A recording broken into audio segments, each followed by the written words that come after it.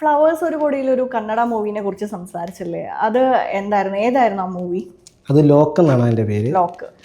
കാരണം ഞാൻ ഇപ്പോൾ എഡ്വിൻ്റെ നാമം കഴിഞ്ഞിട്ട് ഞാൻ ചെയ്തൊരു സിനിമയായിരുന്നു ലോക്ക് എന്ന് പറയുന്നത്. കാരണം കന്നഡ പോലുള്ള വലിയൊരു ഇൻഡസ്ട്രിയാണ്. കാരണം അല്ല മലയാളത്തിൽ മാത്രമല്ല, അല്ല അതേ പറഞ്ഞത് KGF പോലെയൊക്കെ വലിയ സിനിമകൾ ചെയ്ത ഒരു ഇൻഡസ്ട്രിയാണ്. അപ്പോൾ അവിടെ ഒരു ഓപ്പർച്യൂണിറ്റി കിട്ടുമ്പോൾ വലിയൊരു കാര്യമായിട്ട് തന്നെ വലിയൊരു സ്വപ്നമായിട്ട് ഞാൻ കരുതിയത്. പക്ഷേ ഷൂട്ടെല്ലാം കഴിഞ്ഞപ്പോഴത്തേക്കും നേരിട്ട വലിയൊരു പ്രശ്നങ്ങളുണ്ട്. കാരണം നമ്മൾ വിശ്വസിച്ച് ഒരു ടീം നമ്മൾ ഉണ്ടാക്കും. ഇപ്പോൾ നമ്മളൊരു ടീം മാത്രം, ഒരു ക്രിക്കറ്റ് കളിയാണെങ്കിലും ഒരു ഫുട്ബോൾ ആണെങ്കിലും അതിനകത്തൊരു ടീം വർക്കാണ്. അതിനകത്ത് ഇപ്പം ഫുട്ബോൾ ആണെങ്കിൽ ഒരു ഗോളി നിൽക്കുമ്പോൾ ഗോളിയുടെ അടുത്ത് ഫ്രണ്ട് വരുമ്പോൾ ബോൾ തട്ടി എറിഞ്ഞില്ലെങ്കിൽ അത് ഗോൾ പോസ്റ്റിലോട്ട് പോയി ഗോളാകും. അതേപോലെയാണ് നമ്മുടെ സിനിമയിലും ഒരാൾ നമുക്ക് പുറകിൽ നിന്നൊരു ചെറിയൊരു മിസ്റ്റേക്ക് കാണിച്ചു കഴിഞ്ഞാൽ ആ സിനിമ തന്നെ ഇല്ലാതാവുകയാണ്. നമ്മളിത് ഒരു കൂട്ടമായിട്ട് ചെയ്തപ്പം ഞാൻ ഡയറക്റ്റ് ചെയ്യുന്നു, അതിൻ്റെ ക്യാമറ ചെയ്യുന്നു, നമ്മളായിട്ടുള്ളൊരു ടീമിനെ ബിൽഡ് ചെയ്തിട്ടാണ് നമ്മൾ ബാംഗ്ലൂർ എന്ന് പറഞ്ഞാൽ അവിടെ ചെല്ലുന്നത്, കന്നഡ ഇൻഡസ്ട്രിയിലോട്ട് ചെല്ലുന്നതാണ്. അപ്പം അവിടുത്തെ ഏറ്റവും നല്ല ടെക്നീഷ്യന്മാരെ വെച്ചിട്ടാണ് ആ സിനിമ ചെയ്തിരിക്കുന്നത് തന്നെ. അപ്പം നമ്മൾ അതും സത്യം പറഞ്ഞ ഒരു OTT പ്ലാറ്റ്ഫോമിലായിട്ട് ചെയ്തതാണ്. അപ്പം നമ്മുടെ കൂടെ ഇന്ന ആൾക്കാർ എന്തോ അവരോട് പറഞ്ഞ് ഇത് OTTയിൽ എടുക്കില്ല, അങ്ങനെയാണ് നമ്മളത് സംഭവിച്ചത്. എന്നായിരുന്നു, എപ്പോഴായിരുന്നു? ഈ ഒരു 2023 തുടക്കം 2 വർഷം ആകുന്നു. അപ്പോൾ അവർ പറഞ്ഞത് എൻ്റെ കൂടെ ഇന്ന ആൾക്കാർ തന്നെയാണ് പറഞ്ഞത് ഇത് OTTയിൽ എടുക്കില്ല, ഇത് ഇവിടെ വെച്ച് ഡ്രോപ്പ് ചെയ്യും. നമ്മൾ എഡിറ്റ് ചെയ്തില്ല, അതിൻ്റെ റഷ് മാത്രമാണ്. ഇതേപോലെ നമ്മൾ ക്യാമറ വെച്ച് ഷൂട്ട് ചെയ്തത് മാത്രമേ ഉള്ളൂ. അപ്പോൾ അത് റിലീസായിട്ടില്ല, ഇല്ല, അത് എഡിറ്റിംഗ് പോലും ചെയ്തില്ല. അതിങ്ങനെ റഷായിട്ട് അവനെ അവിടെ ഇരിക്കുക. ഇനി എങ്ങാനും വരാൻ സാധ്യതയുണ്ടോ? അതറിയില്ല എനിക്ക്. വന്നു കഴിഞ്ഞാൽ നമ്മൾ തീർച്ചയായിട്ടും ചെയ്യും. കാരണം അത്രയ്ക്കും നല്ല നമ്മുടെ നാട് വിട്ടത് കൊറോണ ടൈമിൽ തന്നെ അവിടുന്ന് നമ്മുടെ നാട്ടിൽ നിന്ന് വേറെ നാട്ടിൽ പോയി 2-3 മാസം അവിടെ അതിനുവേണ്ടി നല്ലോണം ഹോംവർക്ക് ചെയ്തൊരു സിനിമയാണ് ഇത്. അവർക്ക് പറഞ്ഞു കൊടുത്ത ആൾക്കാർക്ക് അത് അറിയില്ല, അതിൻ്റെ ആ കഷ്ടപ്പാടുമൊക്കെ. ഈ കൊറോണ സമയത്ത് എന്ന് പറഞ്ഞുകൊണ്ടാണ്, പ്രത്യേകിച്ച് ഈ ഒരു സമയത്ത് തിയേറ്ററുകൾ അടയ്ക്കുന്നു, അല്ലെങ്കിൽ ഒരുപാട് റെസ്ട്രിക്ഷൻസ് ഉണ്ട്, പുറത്തിറങ്ങാൻ പാടില്ല, ഗവൺമെൻറ് ഇറക്കിയ ഒരുപാട് റൂൾസ് നമ്മൾ ഫോളോ ചെയ്യണം. അപ്പോൾ ഇതിൻ്റെ ഒക്കെ ഇടയിൽ നമ്മളൊരു സിനിമ പിടിച്ച് അത് പുറത്തിറങ്ങാതിരിക്കുന്നതിൻ്റെ വിഷമം എനിക്ക് എന്തായാലും മനസ്സിലാവും. കാരണം എൻ്റെ ആദ്യത്തെ സിനിമ ഇതേപോലെ ഇറങ്ങാതെ പോയ ഒരു മൂവിയായിരുന്നു. കാരണം അതിപ്പോൾ ഇത്രയും വർഷങ്ങൾ കഴിഞ്ഞു, ഇനി ഇറങ്ങുന്നുള്ള പ്രതീക്ഷ അതിൽ അഭിനയിച്ച മറ്റ് ആർട്ടിസ്റ്റുകൾക്ക് ആർക്കും ഇല്ല. അതാണ് നമ്മളൊരു ലക്ഷ്യത്തിന് വേണ്ടി അവിടെ ചെല്ലുമ്പോഴത്തേക്കും അത് നമുക്ക് വേറെ ഔട്ട്സൈഡിൽ നിന്നാകുമ്പോൾ നമുക്ക് വിഷയമില്ല. നമ്മുടെ കൂടെ നിൽക്കുന്ന ആൾക്കാർക്ക് അത് പറഞ്ഞു കൊടുക്കുകയാണ്, ആളോട് പറഞ്ഞു കൊടുക്കുകയാണ് ഇത് OTT വരില്ല. പക്ഷേ ഞാൻ ഇതെല്ലാം വിട്ട് നമ്മളൊരു ടീമല്ലേ, ഇപ്പം നമുക്കറിയില്ലല്ലോ. അപ്പോൾ ഇത് നമ്മൾ നാട്ടിൽ വന്നു കഴിഞ്ഞ് ഇപ്പം നമ്മൾ ടീം വർക്കാകുമ്പോൾ ഒരു ഗ്രൂപ്പ് ഉണ്ടാകും. ആ ഗ്രൂപ്പിൽ ചർച്ച ചെയ്ത ഒരു കാര്യമാണ് ഇത് OTT വരില്ല എന്ന് പറയുമ്പോൾ അവരത് ക്യാൻസൽ ചെയ്യുന്നു. എന്താ സംഭവിച്ചതെന്ന് എനിക്ക് ഇതുവരെയായിട്ട് മനസ്സിലായിട്ടില്ല. അപ്പോൾ മറ്റെന്തൊക്കെ പ്രതിസന്ധികളാണ് ആ ഒരു സമയത്ത് ഫേസ് ചെയ്തത്? അല്ലെങ്കിൽ ഈ മൂവി ഇനി ഇറങ്ങില്ല എന്നൊരു തോന്നൽ വന്നല്ലോ ഇത്രയും പ്രശ്നങ്ങൾ ഉണ്ടായപ്പോൾ. അപ്പോൾ അതിനുശേഷം പിന്നീട് അടുത്ത സിനിമ എന്തായാലും ചെയ്തേ പറ്റൂ, ഇതാണ് പാഷൻ, ആഗ്രഹം. അപ്പോൾ എന്തെങ്കിലും ഒരു പേടിയോ അല്ലെങ്കിൽ വേറെ എന്തെങ്കിലും ബുദ്ധിമുട്ടുകളോ അനുഭവിച്ചിട്ടുണ്ടായിരുന്നു? പേടി എന്ന് പറഞ്ഞു കഴിഞ്ഞാൽ ഇപ്പം ഇത് നമുക്കൊരു, അതായത് ഇല്ലേ പണ്ട് പഴഞ്ചൊല്ല് പറയത്തില്ല, അത് ഒരു പൂച്ച, അതേപോലെ പേടി ഉണ്ടായിരുന്നു. കാരണം അതിന് ചെറിയൊരു ഉദാഹരണം പറയാം. ഇപ്പോൾ ഇത് കഴിഞ്ഞിട്ട് ഞാൻ ഇവിടെ വന്നു കഴിഞ്ഞിട്ട് ഇവിടുത്തെ സിനിമ ചെയ്യാൻ പോയി. ഇവിടുത്തെ നമ്മുടെ ദാൻ ചേട്ടനെ വെച്ചിട്ട് നല്ലൊരു സ്റ്റോറി ആണ്. നമ്മൾ വലിയൊരു ആർട്ടിസ്റ്റിന് മുന്നിൽ പോവുകയാണ്, നമ്മൾ കഥ പറഞ്ഞു. ഇപ്പം റിലീസായ ഒരു പടമാണ്, പടത്തിൽ അനു മേഘൻ സാറൊക്കെയുള്ള ഒരു പടമാണ് ഇപ്പോൾ ഈ ഇടയ്ക്ക് റിലീസായി. അപ്പോൾ അതിൻ്റെ ലൊക്കേഷനിലാണ് ഞങ്ങൾ ഇന്ന് കഥ പറയുന്നത്. കഥ പറഞ്ഞു. അപ്പം ഞാനും ഉണ്ട്, റൈറ്ററും ഉണ്ട്, പ്രൊഡ്യൂസറുണ്ട്, പ്രൊഡക്ഷൻ കൺട്രോളറുണ്ട്. ഇന്ന് കഥ പറഞ്ഞിട്ട് എന്നോട് മാത്രം അവിടെ ഇരിക്കാൻ ദാൻ ചേട്ടൻ പറഞ്ഞിട്ട് വെളിയിലോട്ട് പോയി. ബാക്കിയുള്ളവരെല്ലാം വെളിയിൽ ഇറക്കിയിട്ട് പറഞ്ഞു, ഓപ്പണായിട്ട് പറയാം കേട്ടോ. അപ്പം ദാൻ ചേട്ടൻ പറഞ്ഞ് ഈ കഥ പോരാ, ഒരു കാര്യം ചെയ്യ്, ഞാൻ ഒരു കഥ, എൻ്റെ കയ്യിലൊരു കഥയുണ്ട്, അത് അരുൺ ചെയ്യും. അരുണിന് മുന്നോട്ട് പോകാൻ ഈസിയാണ്, കാരണം ഞാൻ എഴുതിയ കഥയാണ്. അപ്പോൾ എൻ്റെ ദാൻ ചേട്ടൻ 2ാമത്തെ സിനിമ റൈറ്റ് ചെയ്യുന്ന പടമായിരിക്കും അത്. ഇപ്പം ഞാൻ ചെയ്യുവായിരുന്നെങ്കിൽ. അപ്പോൾ എന്നോട് പറഞ്ഞാൽ ഈ കഥ നീ എടുത്തു, പ്രൊഡ്യൂസറുണ്ടല്ലോ, നമുക്ക് നമുക്കൊന്നിച്ച് ചെയ്യാമെന്ന് പറഞ്ഞു. അപ്പം ഞാനിപ്പോൾ കുറച്ച് നേരം ആലോചിച്ചു. കാരണം എനിക്ക് വലിയൊരു ഓപ്പർച്യൂണിറ്റിയാണ്. ദാൻ ചേട്ടനെ പോലുള്ളൊരു റൈറ്റർ, നായകൻ, പിന്നെ പ്രൊഡ്യൂസർ എല്ലാം നമുക്ക് ഓട്ടോമാറ്റിക്കലായിട്ട് നമുക്ക് പെട്ടെന്ന് തന്നെ ബിൽഡ് ചെയ്യാൻ പറ്റും. പക്ഷെ ഞാൻ അവിടെ ചിന്തിച്ചത്, എന്നെ വിശ്വസിച്ചൊരു ടീം നമ്മളിവിടെ വന്നല്ലോ, നമ്മളതെങ്ങനെ അത് പറയാൻ പറ്റും? ഞാൻ അവിടെ തന്നെ പറഞ്ഞു, ഞാൻ ചേട്ടാ ഇത് ഞങ്ങളൊന്നുകൂടെ ഈ സ്ക്രിപ്റ്റ് ഞങ്ങളൊന്നുകൂടെ മാറ്റി ചെയ്തിട്ട് ഒന്നുകൂടെ ഞങ്ങൾ വരാം, വന്നിട്ട് ഒന്നുകൂടെ ഡിസ്കഷൻ ചെയ്യും. എന്തായാലും ഈ സ്ക്രിപ്റ്റാണ് ഞങ്ങളൊരു 3-4 മാസമായിട്ട് നിന്നത്. പക്ഷേ ആ പറഞ്ഞ പുള്ളി തന്നെ ഈ സ്ക്രിപ്റ്റ് എടുത്തുകൊണ്ട് പോയി. അതായത് എൻ്റെ കൂടെ നിന്ന് ആ റൈറ്റർ ആ സ്ക്രിപ്റ്റ് എടുത്തുകൊണ്ട് പോയി. എനിക്കന്ന് ആ ഒരു വാക്ക് മതിയായിരുന്നു ജാൻചേട്ടൻ്റെ സ്ക്രിപ്റ്റ് എനിക്ക് തരാൻ, നമുക്ക് പടം ചെയ്യാൻ. അപ്പം ചില സമയത്ത് മറ്റുള്ളവരുടെ പെരുമാറ്റം നമുക്ക് ഭയങ്കര ബുദ്ധിമുട്ടുണ്ടാക്കും. അതെന്തുകൊണ്ടാണെന്ന് എനിക്കറിയില്ല, പക്ഷെ നമ്മളതെല്ലാം തരണം ചെയ്ത് മുന്നോട്ട് പോകാമെന്നേ ഉള്ളൂ. ഒന്നെങ്കിൽ ഇൻഡസ്ട്രി എന്താണെന്ന് അറിയത്തില്ല. കാരണം നമുക്കിവിടെ നായകനെ കിട്ടും, നായികയെ കിട്ടും, ഡയറക്ടറിനെ കിട്ടും, ക്യാമറമാനെ കിട്ടും, എല്ലാം കിട്ടും. ഒരു പ്രൊഡ്യൂസറിനെ കിട്ടാനാണ് ഏറ്റവും വലിയ പാട്. ഇവിടെ ഒരു ഫണ്ടിറക്കിയാൽ മാത്രമേ നമുക്ക് നമ്മുടെ കഴിവുകൾ പ്രദർശിപ്പിക്കാൻ പറ്റുള്ളൂ, അല്ലെങ്കിൽ നമ്മളവിടെ വെറുതെ ഇരിക്കുകയാണ്. ഈ ഒരു മേഖലയിൽ എത്തിയതിനു ശേഷം നിങ്ങൾക്ക് ഒരുപാട് പ്രശ്നങ്ങളുണ്ടായി, ഇത് പറഞ്ഞു. കുറേ പേരുടെ അടുത്തുനിന്ന് ഇതുപോലത്തെ കന്നഡ മൂവിയിലാണെങ്കിലും അല്ലെങ്കിൽ ഇപ്പം ഈ ഒരു സ്ക്രിപ്റ്റിൻ്റെ കാര്യത്തിലാണെങ്കിലും ഒക്കെ പുറകെ നിന്ന് കുത്താനായി ഒരുപാട് ഉണ്ടായിട്ടുണ്ട്. അപ്പോൾ ഈ സപ്പോർട്ട് ചെയ്ത ആൾക്കാർ ആരൊക്കെയാണ്? സപ്പോർട്ട് ചെയ്ത ഒത്തിരി പേരുണ്ട്. അത് നമുക്ക് ഒത്തിരി തുടക്കത്തിൽ ഇപ്പം സപ്പോർട്ട് പലരുടെ അടുത്തൊന്നും കിട്ടിയിട്ടില്ല എന്ന് പറഞ്ഞില്ലേ? അത് അങ്ങനെ ഒരു സപ്പോർട്ടല്ല ഞാൻ ഉദ്ദേശിക്കുന്നത്. സപ്പോർട്ടുകൾ ഇഷ്ടം പോലെ ഉണ്ടായിട്ടുണ്ട്. നമുക്ക് ഇപ്പം ഞാൻ പറഞ്ഞത് നമ്മുടെ നാട്ടിൽ നിന്ന് ഇപ്പം ആലപ്പുഴ അറിയാമായിരിക്കുമല്ലോ, അവിടെയൊക്കെ ഈ സാധാരണ ആൾക്കാരാണ്. കൂലിപ്പണി നാട്ടുകാർ പോട്ടെ,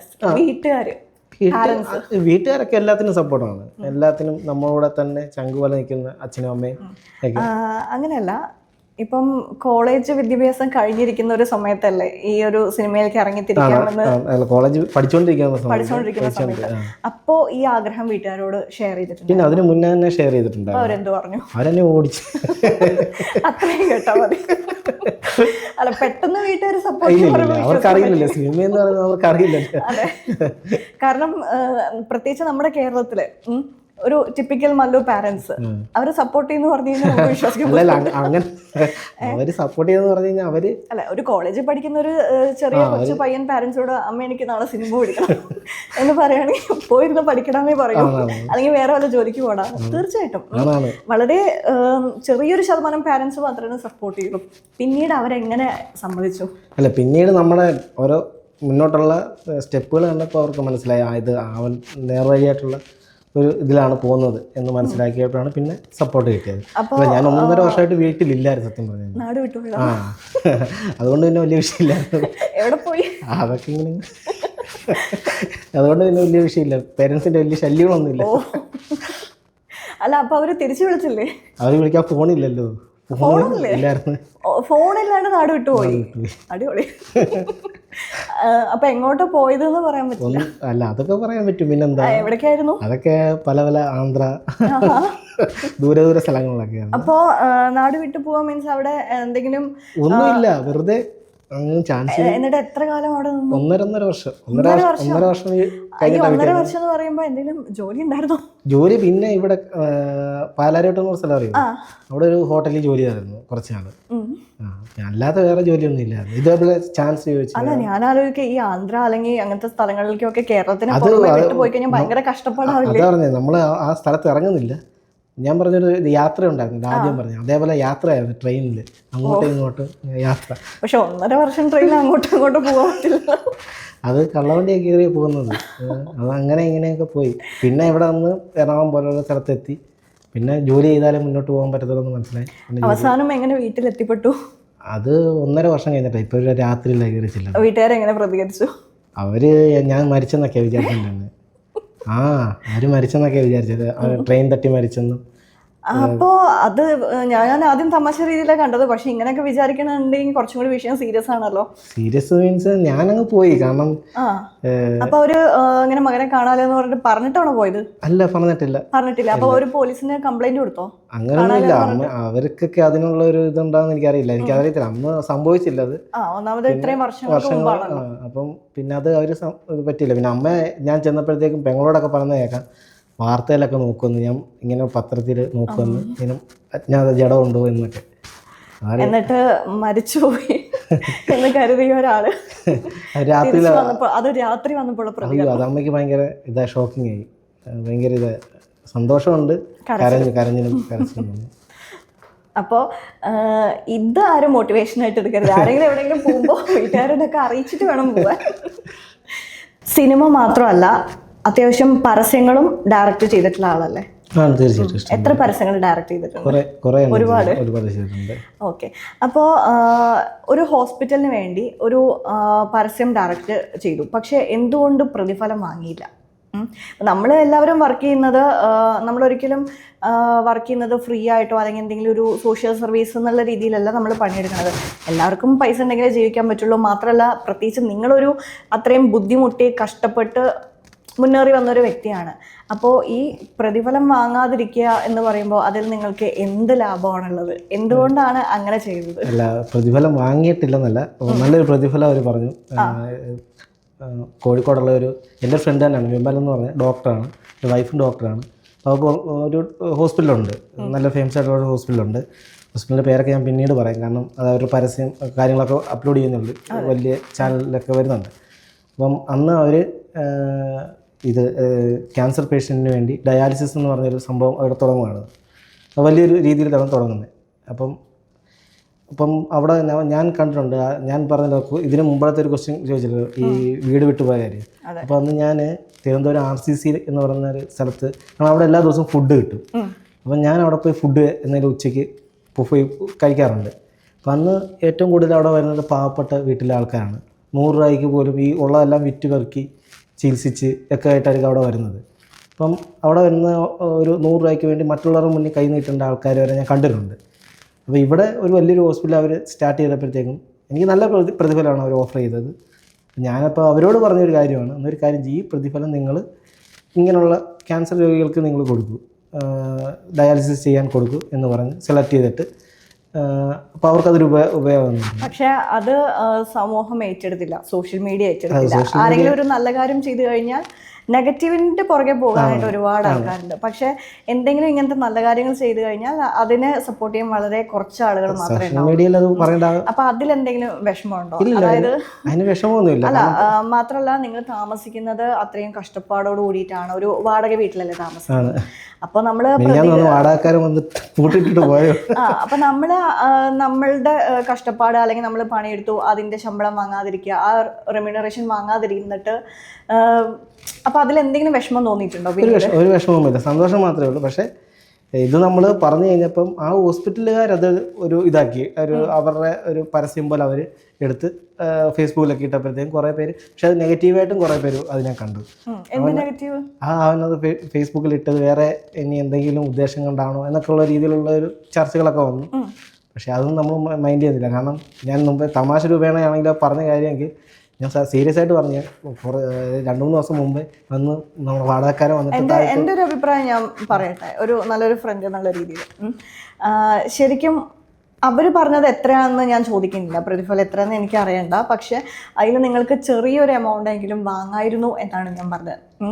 നമ്മുടെ ആവശ്യങ്ങൾ കഴിച്ച് ബാക്കിയുള്ളത് മുഴുവനും ഒരാളിനെ സഹായിച്ചു കഴിഞ്ഞാൽ നമുക്കൊരു കാര്യം വരുമ്പോൾ സഹായിക്കാൻ ചിലപ്പോൾ ആരും ഉണ്ടാവില്ല. ചിലപ്പോൾ നമുക്ക് സഹായം ചോദിച്ചു വാങ്ങാനുള്ള മടിയുണ്ടാവും. അപ്പം അങ്ങനെ ഒരു സാഹചര്യത്തിൽ എപ്പോഴും നമുക്കുള്ളത് മാറ്റി വെച്ച് ബാക്കിയുള്ളത് മറ്റുള്ളവർക്ക് കൊടുക്കുക ആണെങ്കിൽ കൂടുതൽ നന്നായിരിക്കും. കാരണം എന്ന് വെച്ചാൽ ഈ പറഞ്ഞ പോലെ വാടകക്കാരൻ വന്ന് ഡോറെ തട്ടുന്നു. അല്ല, അത് സംഭവിച്ചതെന്ന് പറഞ്ഞു കഴിഞ്ഞാൽ നമ്മൾ ഒരാൾക്ക് മാത്രം അല്ല ഞാൻ ഉദ്ദേശിച്ചത്, ആ ഒരു കഷ്ടപ്പെടുന്ന കുറേ ആൾക്കാർക്ക് വേണ്ടിയാണ് ഞാൻ പറഞ്ഞത്. അപ്പോൾ എന്നെക്കൊണ്ട് ചെയ്യാൻ പറ്റുന്ന ഇത് മാത്രമേ ഉള്ളായിരുന്നു എനിക്ക്. അപ്പം അത് ഞാനങ്ങ് പറഞ്ഞു. അപ്പം ഞാൻ വേറെ ഒന്നും ചിന്തിച്ചില്ല. തീർച്ചയായും നല്ല കാര്യമാണ്. പക്ഷേ ഞാൻ ഉദ്ദേശിച്ചത് എന്താ വെച്ചാൽ നിങ്ങളൊരു ബുദ്ധിമുട്ട് അനുഭവിക്കുമ്പോൾ നല്ല കാര്യമാണ്. നിങ്ങളൊരു ചെറിയ എമൗണ്ട് എങ്കിലും വാങ്ങിയിട്ടുണ്ടെങ്കിൽ അത് അരുണിന് ആ വാടക കൊടുക്കാനായിട്ടുണ്ടാവുമല്ലോ എന്നാണ് ഞാൻ പറഞ്ഞത്. എന്നാൽ നമുക്ക് ചിന്തിച്ചില്ല, ഞാനത് നല്ല പോസിറ്റീവായിട്ട് ചിന്തിച്ചു. അത് ബാക്കിയൊന്നും ഞാൻ ചിന്തിച്ചില്ല, ദൈവം നമുക്ക് തരും വേറെ, അത്ര തന്നെ.